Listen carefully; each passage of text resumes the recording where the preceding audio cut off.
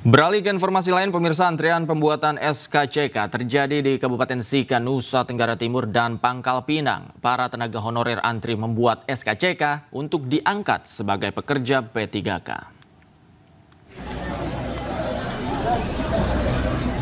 Ribuan tenaga honorer terus berdatangan ke Polres Sika, Kabupaten Sika untuk pembuatan surat keterangan catatan kepolisian.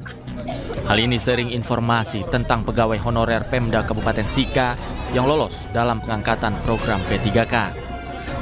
Meski harus datang pagi-pagi untuk mengantri di loket pembuatan SKCK, para pegawai honorer baik ibu hamil maupun ibu menyusui tetap antusias demi memenuhi persyaratan administrasi. Lonjakan pemohon SKCK juga terjadi di Polresta Pangkal Pinang. Mayoritas pemohon SKCK saat ini adalah peserta P3K yang baru lulus. Mereka membutuhkan dokumen ini sebagai salah satu syarat pemberkasan. Untuk mengantisipasi penumpukan antrean, pihak kepolisian menambah personil pelayanan dan membuka loket tambahan.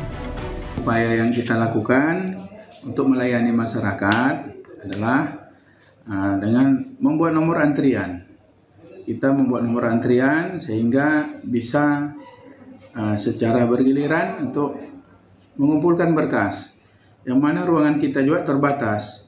Di dalam ruangan hanya bisa menampung sekitar 20 sampai 25 orang. Sehingga yang lain di luar. Selain itu juga kita menambah jam waktu pelayanan. Yang biasanya sampai sore, ini kita lakukan pelayanan sampai malam hari. Untuk mengurus SKCK, pemohon hanya perlu melampirkan kartu keluarga, KTP, akte kelahiran, BPJS Kesehatan, dan pas foto. Tim Liputan iNews melaporkan.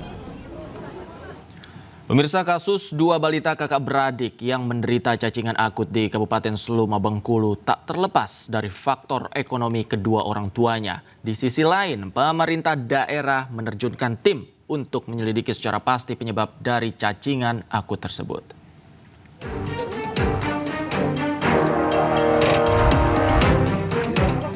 Inilah kondisi rumah yang dihuni dua balita, Khairan Nur Sabrina yang berusia 1 tahun 8 bulan dan kakaknya Aprilia yang berusia 4 tahun, warga desa Air Petai, Kecamatan Ilir Talo, Kabupaten Seluma, Bengkulu. Kondisi rumah yang jauh dari kata layak huni dengan berlantai tanah dan dinding seadanya. Rumah ini juga tidak memiliki sarana MCK yang memadai dan berdekatan dengan sumber air yang digunakan sehari-hari. Hal inilah yang ditengarai menjadi penyebab utama dua balita tersebut menderita cacingan akut dan gizi buruk. Kedua orang tua balita hanya bekerja sebagai buruh sadap karet yang penghasilannya tidak cukup untuk memenuhi gizi dua anaknya, apalagi untuk membuat rumah yang layak. Keseharian orang tua pasien ini, dia kadang-kadang upahan dan juga nakil karet. Karet yang nakil itu karet bapak orang tua juga pasien. Ya. Kalau bantuan-bantuan dari pemerintah posyandu itu ada, Pak? Bantuan dari posyandu? Iya. Ada. Kalau bantuan lain, Pak, seperti apa?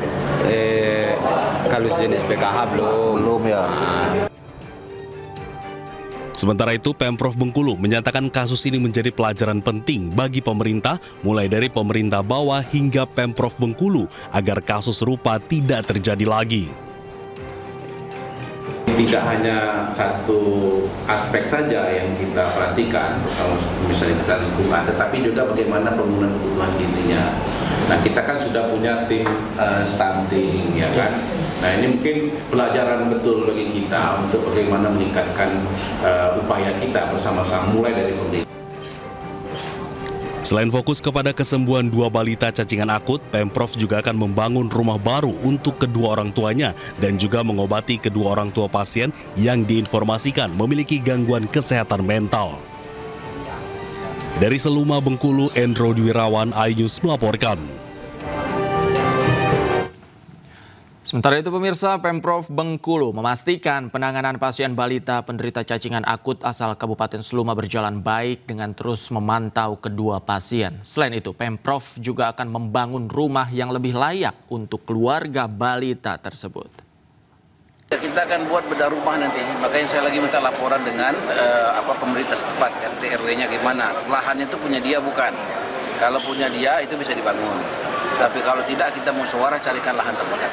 Pasca kasus ini apa rencananya yang Pemprov intervensi untuk kasus ini, Pak Guru? Ya kita harap nggak terulang kembali, maka pemerintah daerah provinsi tingkat 2 kita akan turun ke bawah ya, untuk kemudian bukan hanya kejadian baru kita bertindak, tapi sebelumnya begitu.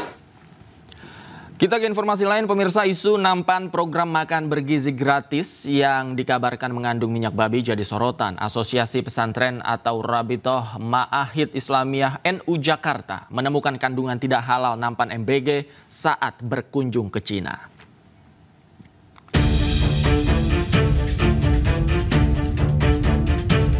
Nampan program makan bergizi gratis yang diduga mengandung minyak babi menjadi sorotan. Hal ini pertama kali diungkap oleh Asosiasi Pesantren RMI-NU usai menemukan kandungan tidak halal saat berkunjung ke pabrik nampan MBG di Cina. Hal tersebut disampaikan oleh Wakil Sekretaris RMI-NU Jakarta, Wafariansyah, yang diunggah oleh akun Instagram @halalcorner. Dalam unggahannya, disebutkan bahwa Wafariansyah menemukan dugaan penggunaan minyak babi saat berkunjung ke pabrik pembuatan nampan MBG di Cina.